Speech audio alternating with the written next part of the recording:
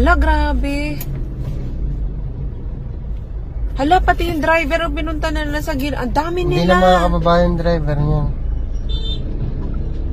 Hala, ang dami nila.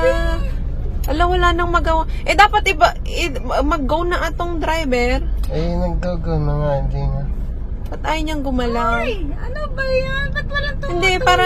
Kitang-kita sa video na in-upload ng netizen na si Shirley Celestine ang isang insidente ng lantarang pagnanakaw ng mga kalalakihan sa nakahintong truck sa kabaan ng isang kalye sa Cainta, Rizal.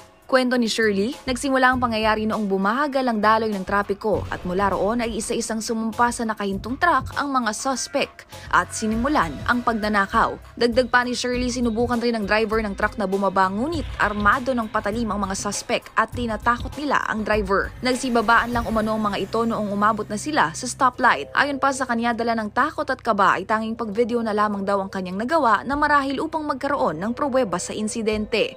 Samantala sa isang Facebook post ay binahagi ni Cainta Mayor Kit Nieto ang update ukol dito. Ayon sa kanya, 7 individual sa nasabing video ang naaresto kung saan 3 rito ang menor de edad.